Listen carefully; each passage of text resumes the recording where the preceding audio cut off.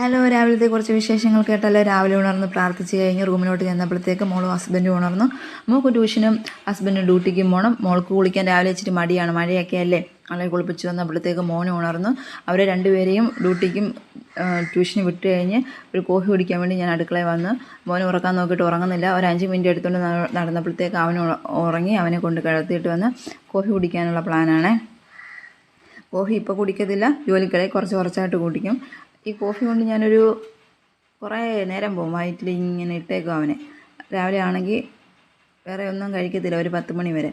അത് കഴിഞ്ഞിട്ട് പള്ള നിറച്ച് കോഫി കുടിച്ചിട്ട് മോള് സമയം നോക്കിയപ്പോഴത്തേക്ക് മോള് വരാറായ. മോൾക്ക് വേണ്ടി സ്നാക്സ് ഉണ്ടാക്കുവാണ്. സ്നാക്സും പാലപ്പമാണ്, ബ്രേക്ക്ഫാസ്റ്റും പാലപ്പമാണ്. അങ്ങനെ നല്ല ചൂട് പാലപ്പം റെഡി ആയിട്ടുണ്ട്. ഈ പാലപ്പൻ്റെ റെസിപ്പി വേണ്ടവർ കമൻറ്റ് ചെയ്യണം. അപ്പം പാലപ്പം ബീഫും റെഡി ആയപ്പോഴത്തേക്ക് മോള് ട്യൂഷൻ കഴിഞ്ഞ് വന്നു.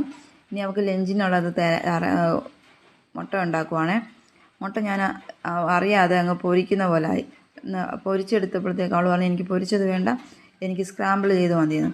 അപ്പോഴത്തേക്ക് ആ കാരണം കൊണ്ട് അവൾ കഴിക്കണ്ടെന്ന് വിചാരിച്ച് ഞാൻ സ്ക്രാമ്പിൾ ചെയ്യാൻ നോക്കിയിട്ട് ഇവന് ഒരു വഴിക്കും അറിയാമെന്നല്ല. കുറേ ഇട്ട് ചിക്കി അങ്ങ് ചിക്കി കഴിഞ്ഞപ്പോഴത്തേക്ക് എൻ്റെ രൂപം ഒന്ന് മാറി വരുന്നുണ്ട്.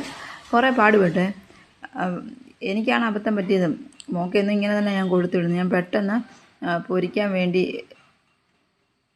ആക്കിയപ്പോഴാണ് ഇങ്ങനെ പണി കിട്ടിപ്പോയത്.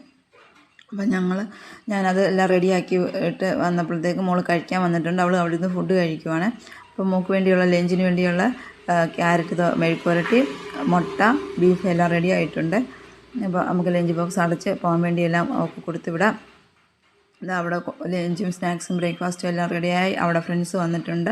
നമുക്കപ്പോൾ അടുത്ത വീഡിയോയിൽ വീണ്ടും കാണാം. ബായ്.